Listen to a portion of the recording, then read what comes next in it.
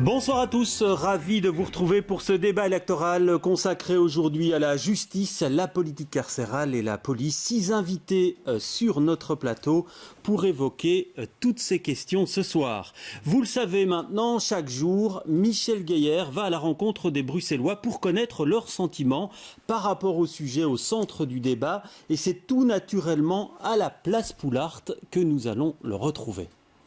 Les Bruxellois que nous avons rencontrés autour du palais de justice nous ont dit avoir confiance soit en leur juge, soit en leur avocat. Mais concernant le fonctionnement global du système judiciaire, il est toujours jugé trop lourd et surtout beaucoup trop lent. À propos de l'état des prisons et du sort des détenus, eh bien, les avis sont plus tranchés. Certains estiment que les détenus ont ce qu'ils méritent, d'autres qu'il faudrait carrément fermer les prisons dont on ressort pire que quand on y est entré, nous a dit un ancien avocat. Tous reconnaissent que l'état des prisons en Belgique est absolument lamentable. Alors, l'état des prisons, on en parlera dans la deuxième partie de ce débat, mais tout de suite, la première question, c'est un tirage au sort qui détermine la première prise de parole, et c'est vous, Sophie Raoni, qui avez tiré le numéro 1. Vous êtes donc deuxième de liste des filles à la Chambre. Alors, ma question va être très claire. On était place Poulart, en face du palais de justice. Emmanuel Macron, il a promis la restauration de Notre-Dame en 5 ans. Est-ce que vous pouvez prendre le même engagement aujourd'hui pour le palais de justice ? J'aimerais bien, mais le parti des filles est connu pour être un parti qui est réaliste et pragmatique. Et donc, on ne fait pas des promesses qui sont intenables. Par contre, il est clair qu'il faut rénover d'urgence le palais de justice. Le palais de justice, j'ai toujours connu sous ses échafaudages. Et moi, ce qui me heurte, c'est que vraiment, le palais de justice de Bruxelles, c'est le symbole du délabrement dans lequel on a laissé le pouvoir judiciaire pendant trop longtemps. Et donc, oui, il faut le rénover. Il y a une date qui a été annoncée par le gouvernement fédéral, d'abord 2026, puis 2040. Donc, on espère que la deadline ne va pas encore être... Votre date, ce serait laquelle ? S'il Alors, fallait on veut donner une l'avancer date à aujourd'hui. 2030. Je pense que c'est tout à fait réalisable. Mais il faut bien se rendre compte qu'il ne faut pas uniquement rénover les façades du palais de justice, mais bien aussi tout l'intérieur et les conditions de travail dans lesquelles travaillent les avocats, les magistrats, le personnel de greffe. On a posé notamment une question parlementaire lorsqu'il y avait les pièces de conviction qui étaient en train de moisir dans le palais de justice. Donc les pièces sur lesquelles on va fonder la culpabilité ou pas d'une personne étaient en train de se délabrer. C'est juste inacceptable. Et donc on veut mettre les bouchées doubles, notamment en augmentant le budget dès 2020 à 250 millions on aura l'occasion d'en d'euros. parler. Oui. On aura l'occasion d'en parler. Georges Dallemagne, bonsoir. Vous avez tiré le numéro 2, donc tête de l'ICDH à la Chambre. Alors vous diriez quoi ? 2030, 2040 ou 5 ans ? Pourquoi pas ? D'abord, c'est vrai que c'est le tragique symbole de l'État dans lequel se trouve la justice, avec ses échafaudages, avec ses plafonds qui s'écroulent, avec des pièces qu'on ne peut plus chauffer.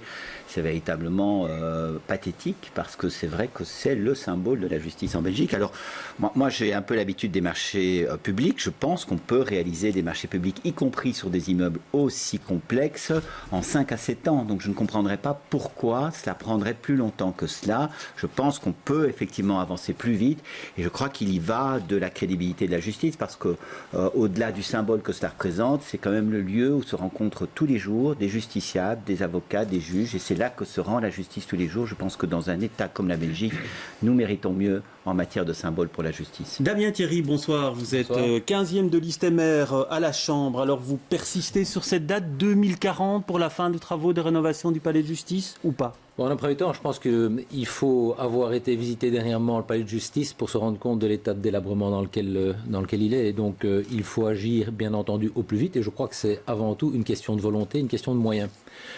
Parler de date aujourd'hui, oui, bien entendu, je pense que la magistrature et la population auraient bien entendre que dans 5 ans, tout est réglé. Je ne voudrais pas m'avancer sur une date précise. Par contre, je m'avance réellement sur la volonté de faire avancer le dossier durant ces 15 dernières années, parce que ça fait 30 ans que ça dure, clairement. Donc, et ces 15 dernières années, on a investi plus de 50 millions dans la rénovation de certains bâtiments. On se rend compte que c'est absolument pas assez. Et le palais de justice à Bruxelles doit être une priorité. Ça sera discuté lors de la prochaine législature. Pas de date pour vous donc. Et vous, Gilles Vandenburg, qui est deuxième de liste écolo à la Chambre, vous donneriez une date ? Mais en tout cas, de fin de travaux. Je partage le même constat que malheureusement, ce palais de justice, effectivement, est à l'image de l'état de fonctionnement de la justice dans ce pays et de l'état de délabrement et de désinvestissement qu'a subi la justice dans notre pays. Je suis également, je ne l'ai jamais vu non plus sans embouteillage la place Poulard, mais sans échafaudage le palais de justice. Et donc, non, mais c'est vraiment, je pense que c'est inacceptable. Et c'est l'image, effectivement, de tous les Bruxellois, même de tous les Belges qui passent. Et pour la date? Non, la date, très clairement, aujourd'hui, il y a un projet effectivement sur la table, 2040, on parle de 100 millions d'euros. Moi, ça me paraît déjà assez peu, en fait, par rapport à l'étendue des travaux à faire. Je pense qu'il faut être plus ambitieux que 2040. Donc, avant, je pense que maintenant, lancer une date précise comme ça fait que c'est pas très sérieux, mais je pense qu'il faut le faire avant. Par contre, sur les moyens financiers, un élément. On parle de 100 millions d'euros. Il faut savoir qu'aujourd'hui, et je fais le lien déjà avec le deuxième débat, mais quand on met des milliards aujourd'hui dans les prisons, on parlera peut-être de la construction de nouvelles prisons tout à l'heure. Oui. Je sais bien, mais je fais le lien parce que c'est important. Ce sont des investissements pour nous. Investir dans un palais de justice, ça doit être un investissement parce que c'est une rentabilité pour le fonctionnement de la justice qui est un pilier de la démocratie. Et donc je pense qu'on peut mettre aussi davantage de moyens financiers. Et je pense que si on met davantage de moyens financiers, on va pouvoir accélérer le chantier. Alors Axel Bernard, bonsoir. Vous êtes premier suppléant à la Chambre pour le PTB. En 5 ans, c'est possible pour le PTB?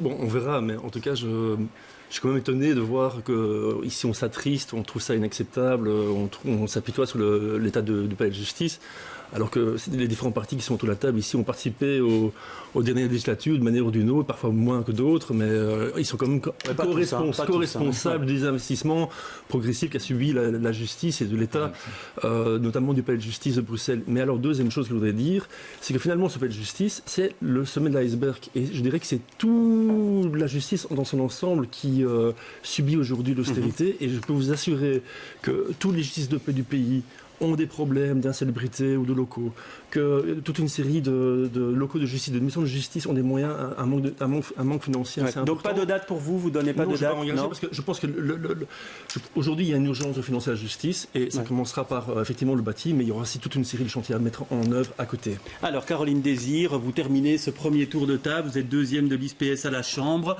Est-ce que vous allez nous donner une date ou pas sur la fin espérée des travaux? Non, je ne vais pas vous donner une date, mais je pense qu'effectivement 2040, ça me paraît particulièrement peu ambitieux. Je voudrais dire, comme mes collègues, que pour moi c'est évidemment le symbole des conditions de travail lamentables du monde judiciaire en général. On n'a jamais autant été sollicité par les avocats et les magistrats que pendant cette campagne pour faire des débats sur l'état de la justice. Il y a un vrai appel au secours du monde judiciaire qui nous demande de retravailler avec eux, de rétablir la confiance et surtout de s'engager sur le refinancement de la justice. Ça passe aussi par un refinancement pour ce qui concerne les bâtiments judiciaires, parce qu'on parle du palais de justice qui est le symbole. En effet, on a tous connu que le palais de justice avec des échafaudages au point que ça en devient risible, mais on a rencontré par exemple également le procureur du roi de Namur qui a dû carrément fermer son tribunal qui était insalubre, ce qui veut dire fermer aussi des audiences, ce qui veut dire choisir malheureusement dans le malheur des gens sur quelles affaires on va traiter ou pas. Alors l'arriéré judiciaire, on va en parler maintenant puisque la justice est trop lente, ça fait des années qu'on le dit et ça ne s'arrange pas. De nombreuses juridictions sont touchées. Je vous propose d'entendre un très court témoignage d'une avocate. Un de ses clients fait face à un litige avec un entrepreneur du bâtiment. Des sommes importantes sont en jeu et la procédure est interminable.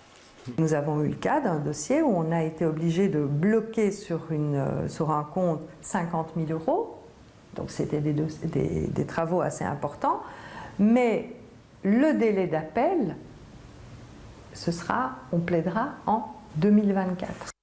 Et voilà, donc 2024, c'est le cas pour le tribunal de la famille également, et les procédures en appel sont très très longues. Georges Dalmagne, dans votre programme, vous parlez d'un réinvestissement massif de 500 millions d'euros au cours de la prochaine législature. On l'affecte à quoi prioritairement? Ces sommes-là, on les affecte à quoi?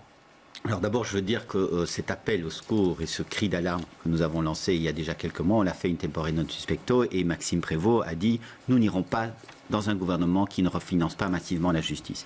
Alors la première chose à faire, c'est effectivement de refinancer les hommes et les femmes qui font la justice et de faire en sorte qu'on puisse remplir le cadre des magistrats.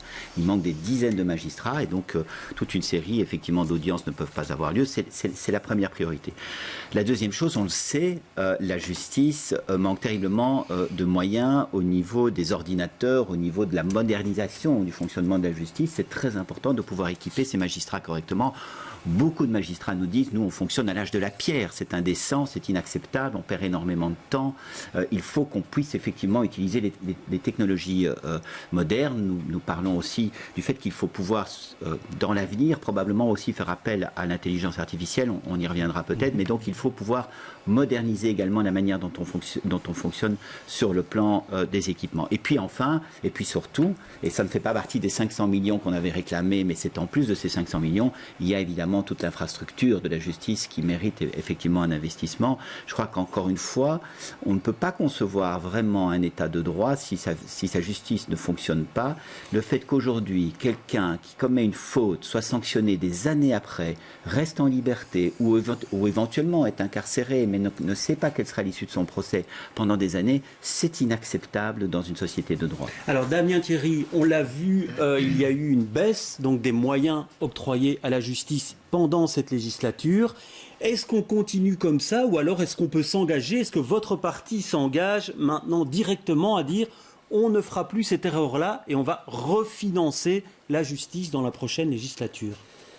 De toute manière, quand on parle de refinancement de la justice, je pense que tout le monde sera d'accord pour dire qu'il y a en tout cas 3 niveaux d'investissement dans lesquels il va falloir travailler en priorité. On a parlé de la rénovation des bâtiments, c'était extrêmement clair. Peut-être aussi vérifier le nombre de bâtiments que nous avons. Et donc là, peut-être restructurer aussi, puisque nous avons, je pense, 300 bâtiments qui sont attribués à la justice. Et on voit que, par exemple, en Hollande, il n'y a que 35 bâtiments. Donc là, il y a peut-être une rationalisation. Mais donc ça, c'est une première chose. Deuxième chose concerne bien entendu le parc informatique, où effectivement, quand j'entends dire que les magistrats travaillent à l'âge de pierre, c'est effectivement le cas. Il faut investir en priorité là. Et quand on parle du cadre des magistrats, oui, mais peut-être avec une notion supplémentaire. Parce que, d'après les dernières informations que j'ai, le cadre du magistrat n'est plus adapté à la nécessité d'aujourd'hui.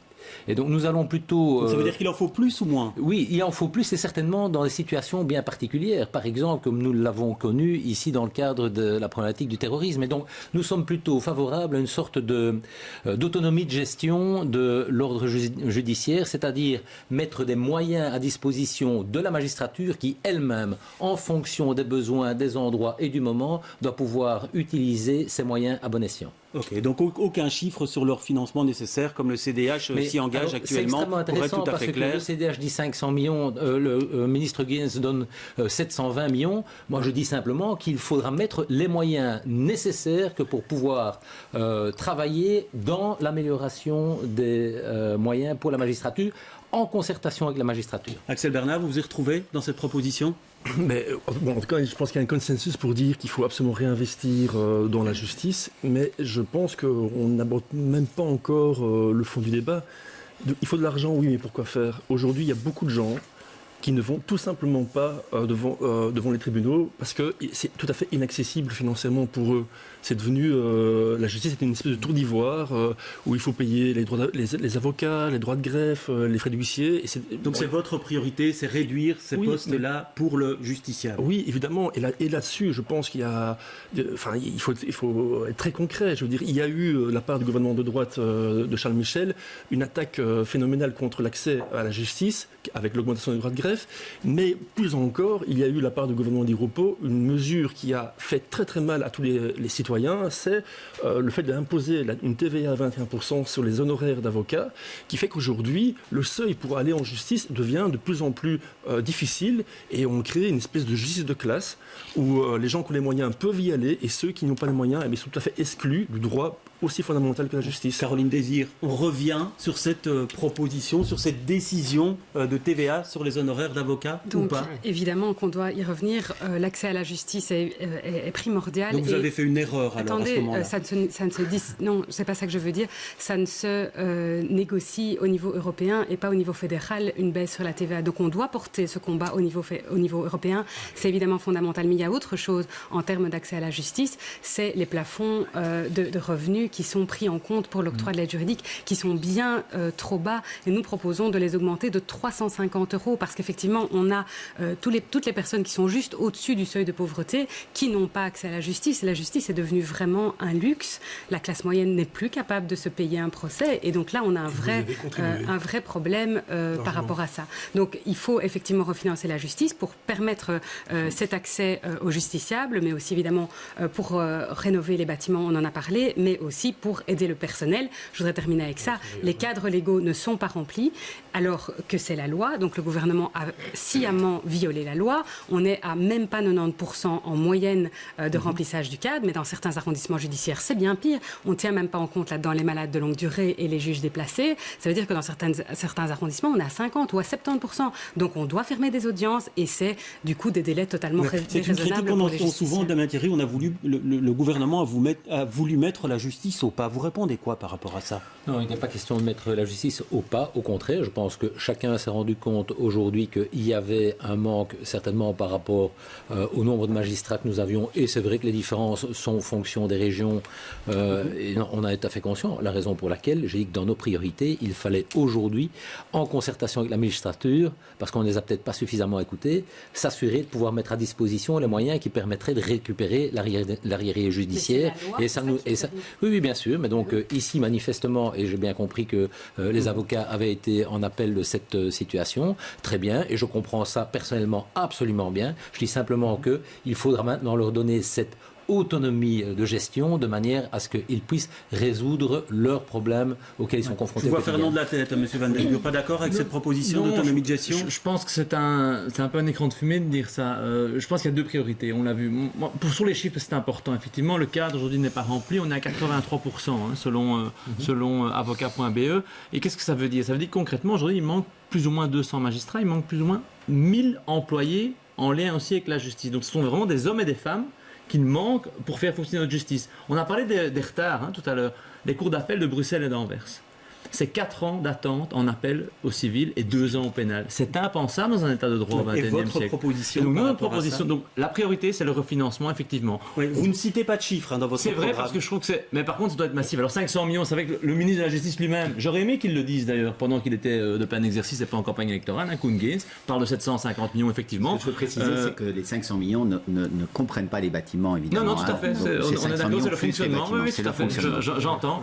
Mais donc je pense que ça doit être dans ces eaux-là. Maintenant, de nouveau, lancer un chiffre comme ça pour dire si c'est pas à l'euro près, ça on n'avance pas. Je pense que ça doit être en tout cas une question de cadre et d'hommes et de femmes.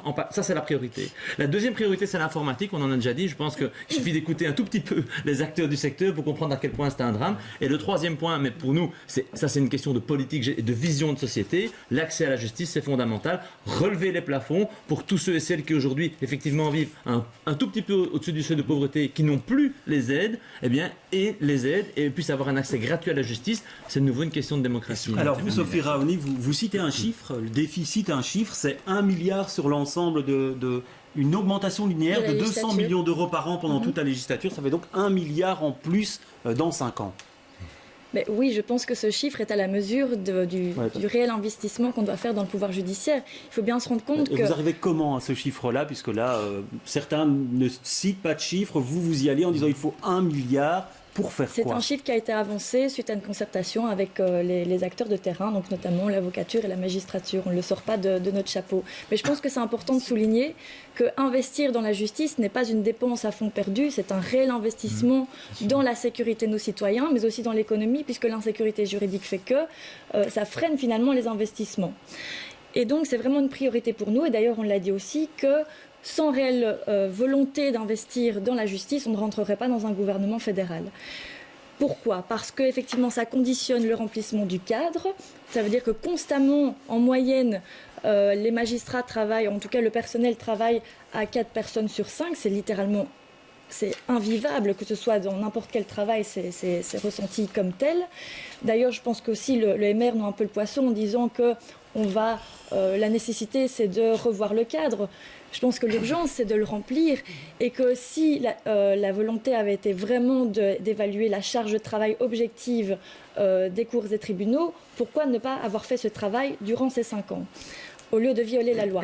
Deuxièmement, je pense qu'il y a une grande priorité également en ce qui concerne l'informatisation de la justice. Il y a des plateformes électroniques qui ont été réalisées pour les conclusions, mais ce n'est pas du tout généralisé. Et puis, la grande priorité aussi, évidemment, c'est de favoriser l'accès à la justice. Aujourd'hui, un Belge sur 4 n'est pas en mesure de faire face à des dépenses imprévues et des frais honoraires d'avocat. Ça fait partie, par définition, de ces dépenses imprévues. Donc, je pense vraiment qu'il faut y répondre d'urgence. Monsieur Thierry et puis Monsieur Dallemagne, rapidement. Oui, écoutez, très rapidement, parce que j'ai l'habitude, dans le cadre des débats, étant donné que nous n'avions été que Vous êtes très en avance sur le temps de parole, on vient de me dire, donc soyez bref, s'il vous plaît. Très bien, donc le MR est responsable de tous les mots, nous avons l'habitude, mais par contre, je suis quand même très très surpris de voir que d'un côté on m'annonce 1 milliard, d'un autre côté 500 millions, d'un autre 720, et tout le monde est manifestement en accord, ou en tout cas en contact avec les actes du terrain. Alors qui a raison dans ces montants? C'est quand même très surprenant. Monsieur Dallemagne, qui a raison? 500 millions on ne va pas faire la course à l'échalote, je pense que ce n'est pas le sujet. Nous avons évidemment fait des calculs précis. Ce que je veux simplement dire, c'est qu'on n'a jamais vu une telle colère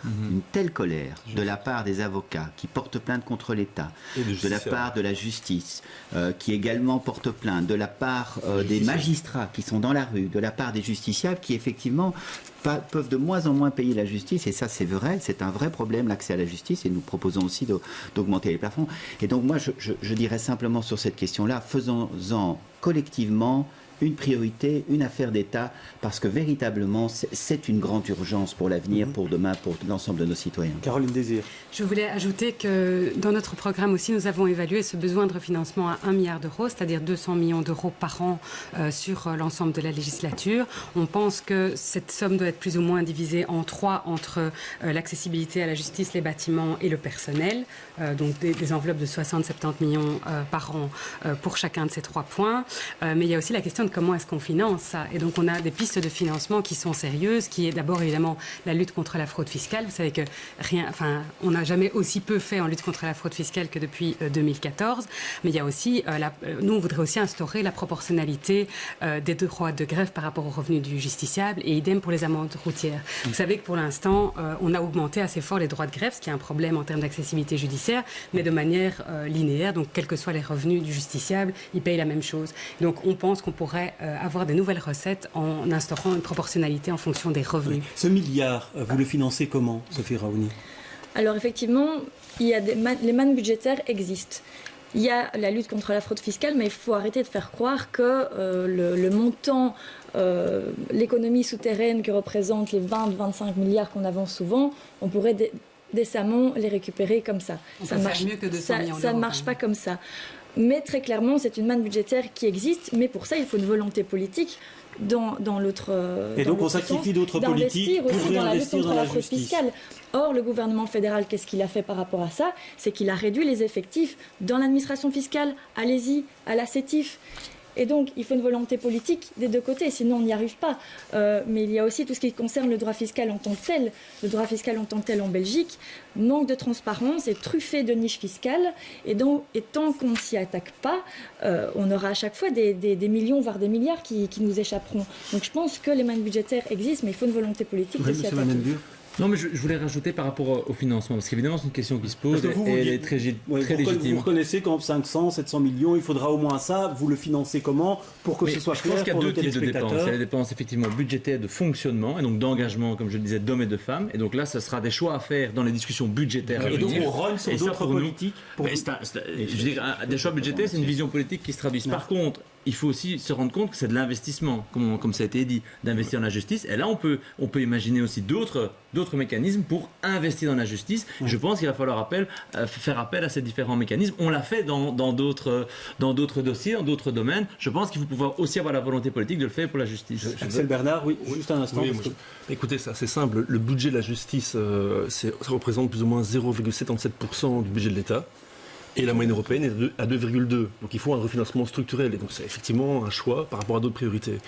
Mais par rapport à l'état d'élabrement de nos palais de justice, de nos justices de paix et compagnie, j'aimerais quand même rappeler, et ça m'énerve un petit peu cette discussion sur l'argent, qu'on a dépensé jusqu'à 15 milliards pour acheter des F-35, des bombardiers nucléaires qui vont participer aux guerres de l'OTAN. Je trouve que là-dessus, ça montre bien, l'exemple est criant pour montrer qu'il y a des choix qui sont faits d'investir dans des bombardiers militaires plutôt que dans nos palais qui en ont bien besoin pour représenter cette justice dont on a besoin. Oui, c'est peu de choses, effectivement, le budget de la justice, il faut le rappeler. C'est 0,5% du budget de l'État. Donc je pense que si on rajoute 200 millions par an, on n'est pas dans des sommes affolantes. On sait bien que certains autres budgets sont beaucoup plus importants. Vous savez, on dépense moins de 2 milliards, 1,7 milliard en justice, 1,8 milliard en justice. On dépense par exemple 45 milliards en pension. Donc on est dans des volumes budgétaires qui sont parfaitement gérables si on les augmente comme on propose de les augmenter. Alors juste une question pour vous, Monsieur Théry. Je vous demanderai de répondre rapidement parce que vous êtes en avance dans le temps de parole, mais on retrouve effectivement dans l'ensemble des programmes l'augmentation des seuils d'accès à l'aide juridique, c'est dans l'ensemble des programmes, même dans celui du MR. Est-ce qu'il y a eu une erreur du MR dans ce cadre-là et que vous revenez en arrière aujourd'hui ? Non, je ne pense pas qu'il y a eu une erreur en tant que telle. Il y a simplement une volonté de se conforter dans une situation qui est maintenant bien connue et pour laquelle on se rend compte qu'il faut bouger. Et c'est ce que nous voulons faire, c'est ce que nous avons dit que nous ferions. Nous sommes ambitieux. Alors, on va passer maintenant à la politique carcérale. Je vais vous donner la parole, Axel Bernard. Il y a une méga prison qui se construit pour l'instant à Rennes, ou en tout cas qui doit se construire. Les travaux préparatoires sont en cours. Il faut tout arrêter, selon vous ? Oui. Et on fait quoi à la place, puisque les prisons de Saint-Gilles et de Forêt sont vétustes actuellement ? Mais bon, ce projet de méga prison sur le site de Rennes, d'abord c'est un désastre écologique, c'est un des derniers espaces verts de Bruxelles qui va disparaître. Bon, passons. Et c'est vraiment le contre-exemple de la politique carcérale, la politique pénitentiaire que l'on voudrait avec le PTB. Il est évident que les détenus les plus dangereux doivent être traités comme tels et il faut peut-être même des mesures de sécurité supplémentaires à leur égard.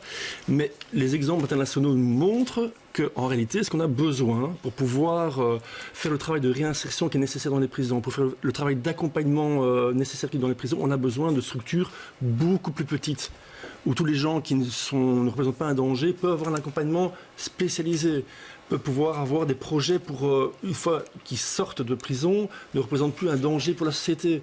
Et le problème de ces méga-prisons, c'est que, je ne sais pas si vous voyez les images, mais elles sont horribles. C'est un espèce... On parle d'un village pénitentiaire, mais ça représente des tonnes de béton dans lesquels on va mettre les gens les uns à côté des autres. Ici, on parle de plus de 1200 personnes. Et franchement, j'ai peur que la situation actuelle où une personne rentre et sort encore plus dangereux qu'elle n'est rentrée va encore empirer avec ce projet-là. Donc je trouve qu'aujourd'hui, il faut respecter, je dirais, la bonne expérience qui existe à l'étranger et d'avoir des structures beaucoup plus petites où l'accompagnement peut être fait. Alors Gilles Van Den Burg, le projet est déjà bien en cours, il y a déjà des sommes qui ont été engagées, il y a un partenariat public-privé. Est-ce que vous, votre parti, vous dites aujourd'hui, nous aussi on remettra ce projet à plat, même si ça coûte de l'argent au budget de l'État ? Alors depuis le début, Écolo et Groen, que ce soit au fédéral, où j'ai beaucoup suivi ce dossier, que ce soit à la région bruxelloise, que ce soit aussi à la ville de Bruxelles, on s'est toujours opposé à ce projet, pour toute une série de raisons. Je vais essayer d'en prendre les deux principales.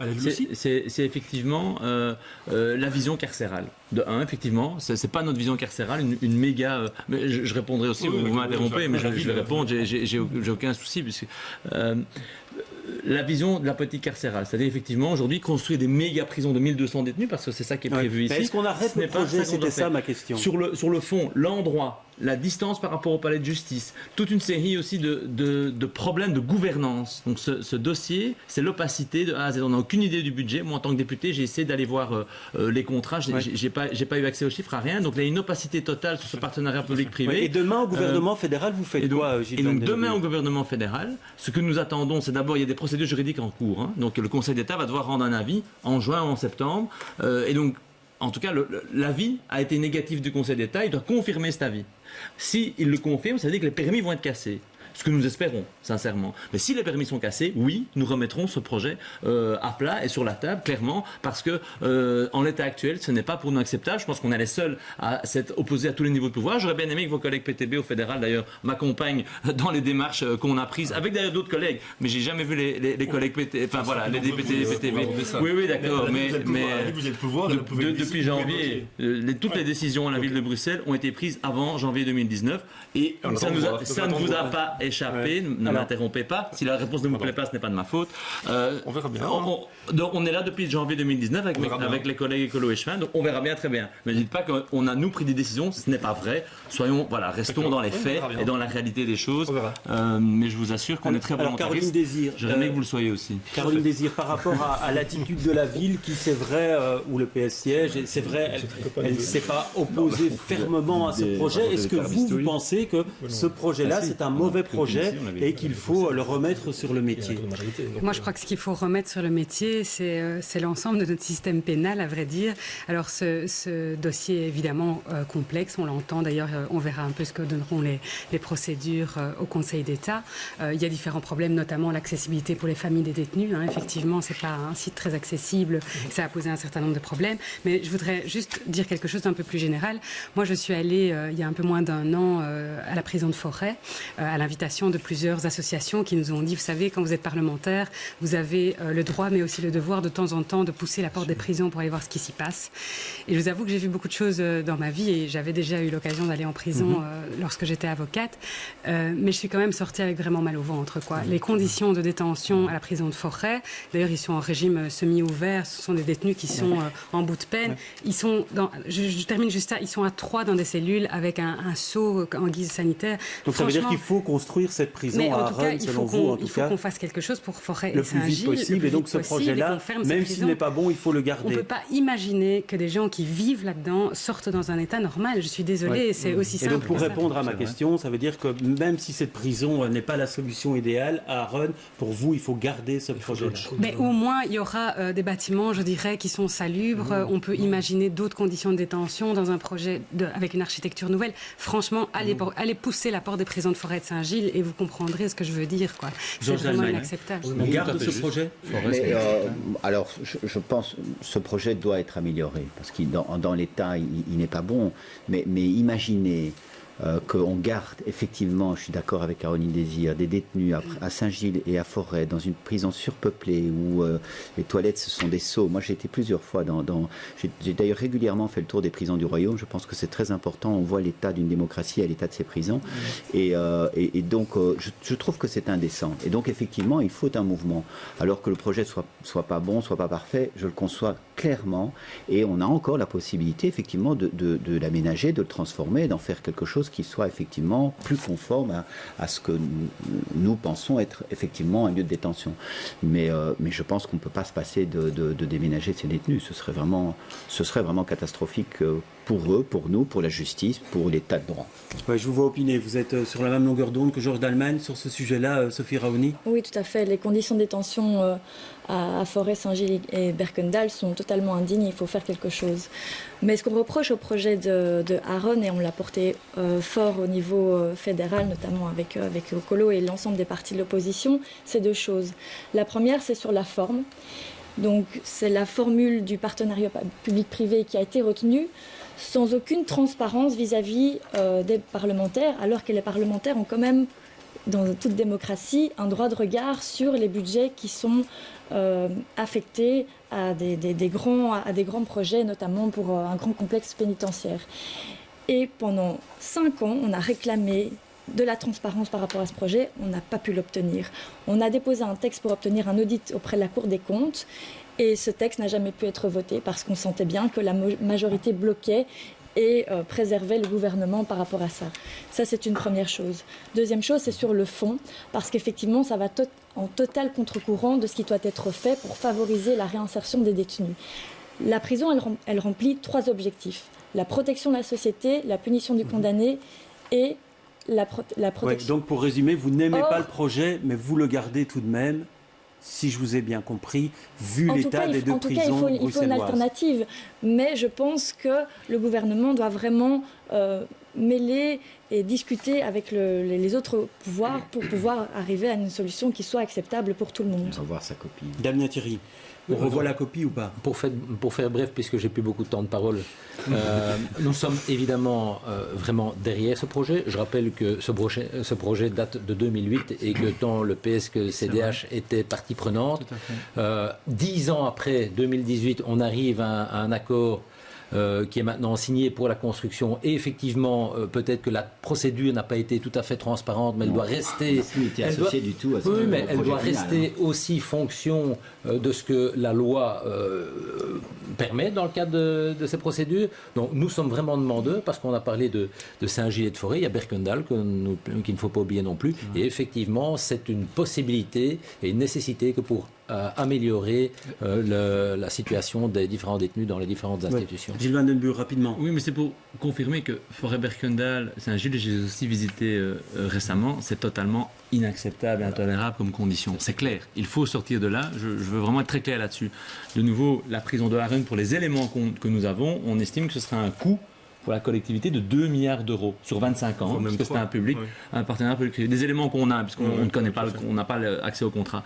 Je veux dire, avec ces 2 milliards d'euros-là sur 20 ans, je pense qu'un projet alternatif, qu'on n'a jamais étudié, reconstruire, par exemple, détruire, reconstruire forêt, parce qu'on connaît l'état de délabrement de la prison, il faudrait la détruire, c'est vrai, mais je veux dire, ça n'a jamais été évalué. Nous, c'est ça que nous plaidons. Et avec ce budget-là, on pourrait faire autre chose. Très rapidement, même si on vous suit dans votre raisonnement, donc 10 ans pour arriver à ce que nous avons aujourd'hui, est-ce que vous remettez encore 10 ans pour un tout autre projet? Il faut se poser la bonne question. Pourquoi avoir attendu 10 ans? Mais vous n'avez rien fait en 10 ans.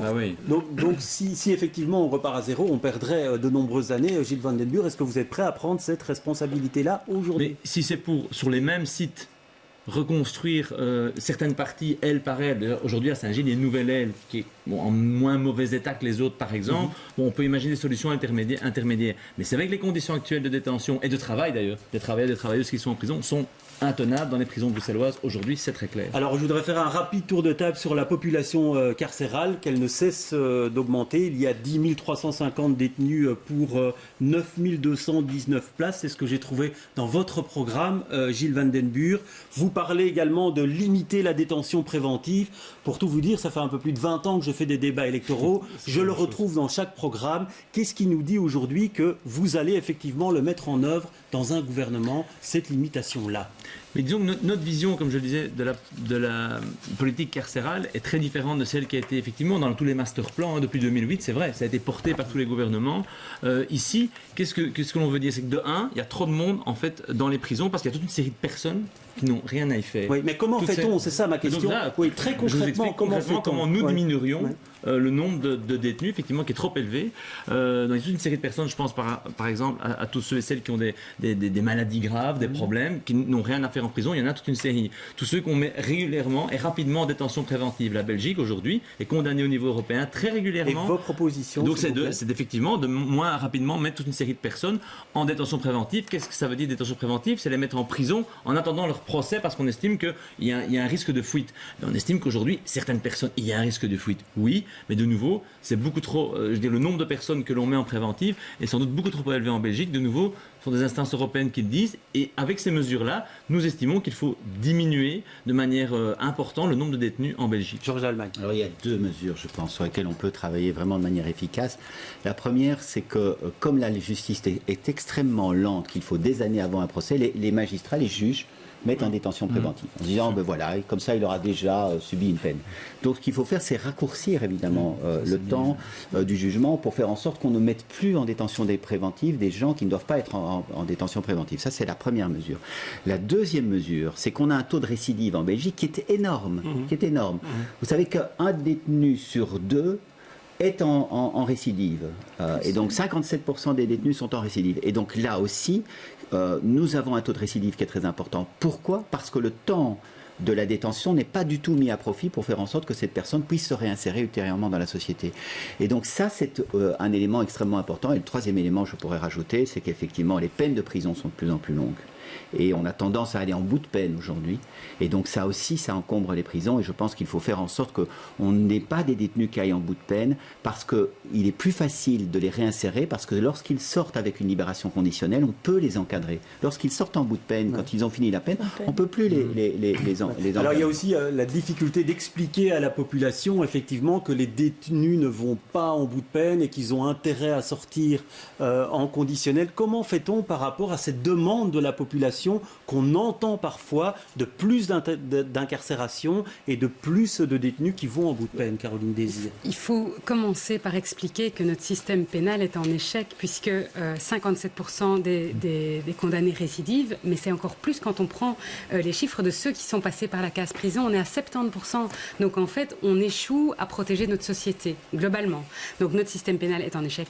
Et donc on enferme trop longtemps, on a une surpopulation carcérale, on a été condamné, la Belgique a été condamnée plusieurs fois à ce sujet, les conditions sont inacceptables. Et donc on doit absolument travailler, donc on aura toujours un pourcentage de détenus qu'on devra emprisonner pour protéger la société, ça c'est clair. Il faut effectivement travailler sur l'effectivité et la rapidité de la sanction pénale, mais au-delà de ça, il faut développer des peines alternatives et il faut aujourd'hui aussi mesurer l'efficacité de ces peines alternatives et les évaluer. Parce que en fait, on n'a pas de statistiques, on n'a pas d'évaluation un peu fine de ces mécanismes de récidive. Et donc, il y a certainement des mécanismes qui fonctionnent mieux. Il y a plein d'exemples à l'étranger dont on peut s'inspirer sur la manière d'exécuter une Mais pour être tout peine. à fait franc avec vous, c'est vrai qu'on le trouve dans les programmes d'élection en élection, sans réels effets sur le terrain, quelle que soit la coalition au pouvoir. Eh bien, donc, je pense qu'il faut être volontariste, il faut qu'on se mette d'accord. Je pense qu'en tout cas, on peut se mettre d'accord sur les constats. 70% de récidive auprès de nos détenus, c'est la preuve de l'échec de notre système pénal. Donc on doit trouver évidemment un consensus entre nous ou entre les futurs partis qui formeront une coalition pour dire on doit travailler là-dessus. Il y a plein de pays qui le font et qui ont des meilleurs résultats que la Belgique. Axel Bernard. Moi je pense qu'il faut un véritable shift mental, il faut un changement profond où la prison devient le dernier recours et pour les gens qui sont dangereux. Et c'est effectivement pour ces gens-là, il ne faut pas une impunité, ou un sentiment d'impunité, il faut être très très très dur. Par contre, il y a des gens qui sont toxicomanes en prison et ils ont une délinquance liée à la toxicomanie, il doit avoir un accompagnement pour les sévrer. Il y a des gens qui ont des problèmes psychologiques graves, psychiatriques graves ou moins graves et compagnie, et ces gens doivent être soignés avant tout. Et puis il y a toute une série de choses, des délits moins graves ou moins dangereux, des gens qui représentent un danger moindre pour la société, et ces gens doivent rentrer dans un processus qui n'est pas la prison, ou moins la prison. Et ça, je pense que c'est toute la réflexion, tout le changement mental à faire, où les peines alternatives doivent dominer les décisions de justice, doivent dominer les décisions politiques et compagnie, les peines de travail, les travaux d'intérêt généraux, et puis ces sanctions qui sont réparatrices et éducatives, qui permettent une confrontation avec la victime, qui permettent de confronter l'auteur des actes à la gravité de ce qu'il a commis, et qui peut-être peuvent être plus intelligentes, entre guillemets, parce qu'elles permettent d'apprendre que ce qui a été fait n'a pas été correct. Vous voyez ? Et je pense que c'est ce shift mental qui doit être fait. Alors Damien Thierry, dans votre programme, vous parlez clairement, il faut exécuter les peines, même les courtes peines de prison, même si ça doit rester l'ultime recours. Dans ce cadre-là, comment fait-on pour diminuer durablement la population carcérale ? Et je crois qu'il y a une formule qui est régulièrement utilisée dans le milieu et qui dit que l'efficacité de la peine ne se juge pas à sa hauteur, mais plutôt à la certitude de devoir la prester. C'est une sorte d'électrochoc qui se passe et certainement chez les plus jeunes. Et donc je crois que c'est un élément fondamental, et c'est ce que nous avons repris dans notre programme. Il faut une application stricte des peines. À côté de ça, sur le taux de récidive, les effets pervers que peuvent avoir. Je crois que ce gouvernement, et contrairement à ce que j'ai entendu, on parle de surpopulation carcérale, mais elle a diminué depuis 2014. Elle était de 27%, elle est passée à 12% en 2018. Donc il faut le savoir aussi. Et pourquoi ? Parce qu'on a mis en place un certain nombre de systèmes. Je peux en citer qui sont d'une part le rapatriement des détenus en séjour illégal ici, c'est une chose. Et pour répondre à une remarque qui a été faite concernant les détenus dangereux. Oui, bien entendu, c'est ce qu'on appelle les détenus internés. Eh bien, il y a un accord pour créer 3 nouvelles institutions, 2 en Wallonie et 1 en Flandre, spécialement des institutions dites psychiatriques pour s'occuper de ces détenus dangereux. Je crois que le bracelet électronique est aussi une solution qui a déjà montré à la fois une bonne avancée, mais également aussi ses limites. Ce sont des éléments qui ont été mis en place et qui devront être continués. Ouais, Sophie Raoni, je vous ai vu faire de grands yeux pendant que Damien Thierry parlait. Oui, non, je pense qu'il faut être de bon compte. La surpopulation carcérale reste trop importante, mais elle a légèrement diminué. Pourquoi ?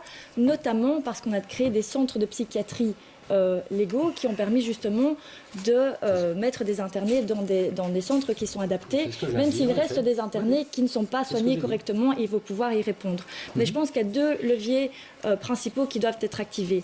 Le premier, c'est au niveau de la révision du droit pénal. Quel sens on donne à la peine? Et l'autre, c'est au niveau des conditions carcérales, de la politique carcérale au sens strict. Au niveau de la révision du droit pénal, je pense que il faut vraiment que la peine de prison soit réservée aux crimes majeurs, aux crimes de sang, aux récidivistes et aux crimes portant atteinte à l'intégrité physique. Et pour tous les autres crimes ou délits, je pense qu'il faut vraiment aller de plus en plus vers des peines alternatives, des peines autonomes. Ça a été le cas sous la précédente législature, mais il faut aller plus loin. Et au niveau de la politique carcérale, je pense qu'il faut vraiment aller vers des petites unités de détention. Le gouvernement fédéral a créé des maisons de transition. Oui, mais malgré tout, vous nous avez dit il y a quelques minutes qu'il fallait continuer à développer le projet de la prison de Harone. Donc en fait, on se soucie en fin de peine de la réinsertion du détenu et de mais il y a quelques minutes, vous nous avez dit qu'il fallait faire le projet de maxi prison à Harone, je ne me trompe pas. Non, j'ai pas dit ça. Je n'avais pas dit le contraire, en tout cas. Non, j'ai dit qu'il fallait y répondre, mais peut-être pas avec un projet de méga prison de 1190 places. Ça, il n'y a jamais eu d'accord ou de discussion sur ce thème-là. Jamais. Bon, écoutez, on verra, on regardera les images, on verra effectivement s'il y a une contradiction entre vos deux propos. Je voudrais passer maintenant à l'autre sujet, c'est les effectifs policiers. Faut-il plus de bleus dans les rues? C'est la question qu'on va aborder maintenant, et avant d'entendre vos réponses, il reste un peu moins de 10 minutes, donc vous devrez être bref. Écoutez ce que pensent les Bruxellois que nous avons rencontrés. J'ai pas envie de dire encore plus de police et encore plus de militaires parce que c'est bon, là j'ai l'impression qu'on est... voilà quoi, j'ai l'impression qu'il y a plus de policiers que de personnes en journée, enfin de civils. Il faut travailler le problème à la source et pas spécialement augmenter le nombre de policiers en ville. Je pense pas fondamentalement que ça va résoudre le problème. Si on écoute les policiers, en tout cas, ils sont en sous-effectif, donc je pense que leur problématique est effectivement à prendre en compte. Maintenant, nous, de l'extérieur, je veux dire, on ne sait pas juger vraiment. Qu'on a fortement besoin de policiers pour notre sécurité. Les polices de proximité seront peut-être plus au courant de certaines choses que la police l'est à l'heure actuelle. Le problème, c'est est-ce qu'ils ont le pouvoir d'agir? Alors voilà, Axel Bernard, vous êtes en retard sur le temps de parole. Je vais donc vous donner la parole en premier. Alors oui, à plus de policiers en rue. Vous insistez beaucoup dans votre programme sur la police de proximité. Qu'est-ce qu'elle doit faire? Parce que ça aussi, c'est une chose qu'on retrouve traditionnellement dans les programmes des partis politiques. D'abord, oui, il y a un manque de policiers à Bruxelles.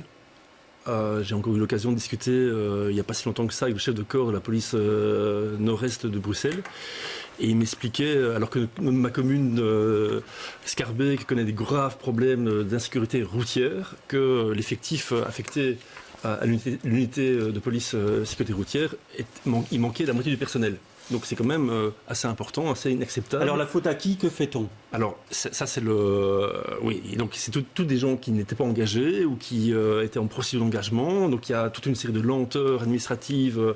Il y a probablement beaucoup de simplifications à faire. Mais en tout cas, ce que je voulais dire, c'est que c'est tout à fait inacceptable par rapport à ça. Et je voudrais quand même souligner une question, c'est oui, il faut plus de policiers, mais pourquoi faire? Et donc là, il y a des choix aussi à réaliser dans la police même. Est-ce que le PTB veut plus de policiers pour faire les Robocop avec des armes de guerre et des technosurveillance super chères? Non, évidemment. Par contre, le cadre doit être rempli pour assurer ces polices de proximité. Oui, alors question, comment fait-on pour remplir le cadre? Mais je viens de vous dire que je crois qu'il y a parfois, surtout chez les partis de droite, une volonté de renforcer la police, et je veux caricaturer en faisant une boutade, mais en renforçant la police par des autopompes et des matraques. Nous estimons que c'est important que chaque citoyen puisse avoir le nom et le numéro de GSM de son agent de quartier. Que cet agent de quartier connaisse le quartier, qu'il soit connu par le quartier. Ouais. Et sur la manière de remplir le cadre, vous ne m'avez pas répondu. Oui, mais donc ce sera un peu comme le problème de la justice. C'est une question de priorité. Et dans cette priorité-là, d'affecter les moyens à une police de proximité. Alors tous les partis ici souhaitent remplir le cadre, en tout cas c'est l'objectif annoncé dans les programmes. On fait comment, Monsieur Dallemagne ? Il y a deux choses. D'abord, c'est vrai que le gouvernement sortant a limité le nombre de policiers qui étaient engagés chaque année. Au gouvernement précédent, on recrutait 1400 policiers. Le gouvernement, alors qu'il venait d'y avoir un attentat terroriste, après ça a changé. On a permis le réengagement. J'aime bien quand même le rappeler parce que c'est ce qui a été à l'origine du grave problème qu'on connaît aujourd'hui. Il nous manque 4000 policiers en Belgique et il en manque 500 dans les zones de police ici à Bruxelles. Alors ce qu'il faut faire, c'est effectivement qu'il faut simplifier les procédures. Moi j'entends qu'il faut 2 ans pour recruter un policier. J'entends que par exemple pour un policier de quartier, on lui soumet le plan national de sécurité, on lui fait passer un examen en lui disant synthétisez-nous ce plan national de sécurité. C'est peut-être pas son job au policier de quartier. Je crois qu'on a besoin d'avoir des policiers dans les rues, des policiers dans les quartiers, des policiers qui connaissent leur population, qui rassurent leur population et qui sont là effectivement quand il y a des enjeux de sécurité. Je voudrais juste dire qu'on n'est pas dans des taux de criminalité extrêmement graves à Bruxelles. On a même une diminution de la criminalité. On le doit aussi à la présence de l'armée, c'est vrai, mais il faut quand même rappeler à tout le monde que l'armée, elle va partir. Elle va quitter bientôt les rues, c'est pas son job, et donc il faudra faire en sorte qu'effectivement il n'y ait pas un vide à ce moment-là, et c'est important de recruter. Alors Caroline Désir, je reprends votre programme, engager rapidement 3000 policiers locaux et fédéraux, dites-vous supplémentaires pour tout le pays. À nouveau, la question, c'est pas la première fois qu'on le lit dans les programmes. Comment faire pour que ce soit vraiment le cas et qu'on ne soit pas dans 5 ans avec le même constat qu'aujourd'hui ? Mais je pense qu'il faut effectivement faire des procédures plus rapides de recrutement. On voit que beaucoup de candidats policiers sont découragés parce qu'ils doivent attendre 1 an, parfois 2 ans pour que la procédure d'engagement arrive à son terme. Et donc parfois, entre-temps, simplement, ils ont d'autres opportunités d'emploi ou simplement ils trouvent le temps long et ils vont voir ailleurs. On doit aussi garantir évidemment des conditions de travail décentes. Ça veut dire aussi investir dans du matériel et dans l'infrastructure. On doit effectivement favoriser aussi les entraînements et les formations pour les policiers. Ça veut dire aussi un peu revaloriser les métiers de la sécurité. En fait, on a désinvesti dans la police ces dernières années. C'est vrai que c'est un peu paradoxal pour un gouvernement de droite et post-attentat. On s'attendait peut-être à ce qu'ils en fassent une priorité, mais ça n'a pas été le cas. Et donc, on est en défaut, on le voit tous dans nos communes, de pouvoir avoir des patrouilles, de la police de proximité, des bikers, par exemple. Les bikers sont très efficaces pour constater toute une série de petites infractions, incivilités dans les communes, et on n'arrive pas à les développer plus parce que on n'a pas de policiers en suffisance. Donc je pense qu'il faut investir là-dedans de manière rapide. Alors Damien Thierry, sur ce paradoxe que soulignait Caroline Désir, votre réponse Moi je constate effectivement qu'il y a eu un désinvestissement dans le cadre des forces de police pendant 10 ans. Mais à partir de 2014 jusqu'à 2019, j'ai les chiffres sous les yeux, il y a bien un budget global de la police qui a augmenté de 24,87%. Donc, à un certain moment, il faut quand même essayer de redonner la vérité aux chiffres. Première chose. Deuxième chose, on a décidé d'engager 1600 policiers en 2016, 1400 respectivement en 2017 et 2018. Et en fait, pourquoi ça bloque pour l'instant ? Parce qu'au niveau de la formation, et ça c'est exact, cette formation est manifestement trop longue. Donc, ce qu'il faut faire pour solutionner le problème, c'est modifier probablement la procédure de formation pour ces policiers. Et alors, il y a quand même un élément qui, pour moi, est fondamental, parce qu'on parle du plan, ou en tout cas d'une police locale de proximité. Moi, je suis à 200% pour cette solution-là. Pourquoi ? Dans ma commune, à Linkebeek, le maire a été le seul à faire cette proposition, et tous les autres partis francophones ont refusé cette proposition-là. Ici, j'entends un autre langage. Alors, je me demande vraiment où se trouve la vérité. Alors, Sophie Raoni, par rapport à ce budget dont M. Thierry nous dit qu'il a augmenté de 24%, le budget policier. Je vous voyais à nouveau faire non de la tête quand il affirmait cela. On peut faire dire tout aux chiffres, mais il y a aussi les chiffres des effectifs de la police scientifique, de la police des chemins de fer, qui n'est pas capable de faire correctement son travail, faute d'effectifs suffisants. D'ailleurs, au niveau de la police scientifique, on va appeler des membres qui ne sont plus en exercice parce qu'ils sont appelés à la rescousse. Donc c'est juste inacceptable. Mais pour répondre à votre question concrète de comment on attire des policiers, comment on en recrute, effectivement, il y a un problème au niveau de la longueur du recrutement. Mais moi, ce que je n'ai pas envie, c'est qu'on aille vers un nivellement vers le bas de la formation des policiers, parce qu'on leur demande énormément, il faut qu'ils soient formés correctement. Et il y a aussi le fait qu'une fois engagés, beaucoup veulent très vite quitter Bruxelles. Comment est-ce qu'on les convainc de rester à Bruxelles ? C'est d'affecter du personnel supplémentaire au service de recrutement, pour qu'ils puissent travailler correctement au recrutement et que par conséquent, les procédures puissent être raccourcies. Mais je pense qu'aussi, ce qui est Donc fondamental... on garde le même type d'examen, mais on essaye qu'il soit dans un délai Moi, plus de ce court. que les policiers me disent, toutes les phases de test et de recrutement se justifient. Mais ce qui est fondamental aussi pour attirer des policiers, c'est que les conditions de travail soient correctes. Or, à l'heure d'aujourd'hui, ils se plaignent à juste titre de burn-out, de pression psychologique, de manque de matériel.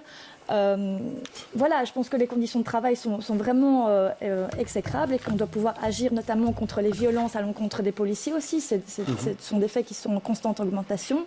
Et aussi prendre en compte la pénibilité du travail au niveau de la pension.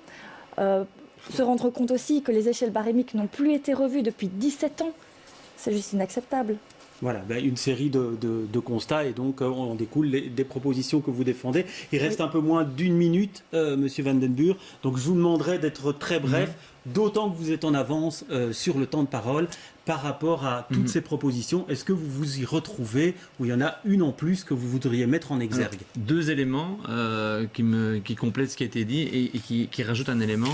Effectivement, ça fait une dizaine d'années qu'il y a un désinvestissement chronique dans les services de sécurité et de police. Et depuis 2017, effectivement, on a réengagé à la hausse. Et d'ailleurs, donc la volonté politique est là parce que dans la commission d'enquête qui a suivi les attentats du 22 mars, il y a une recommandation qui dit qu'il faut remplir les cadres. Donc ça engage le prochain gouvernement. Ça veut dire 1400 policiers par an. En 2018, on était à 925 de mémoire. Donc effectivement, pour la formation, on l'a dit. Mais donc il y a un accord politique qui est là, ce qui est quand même puissant.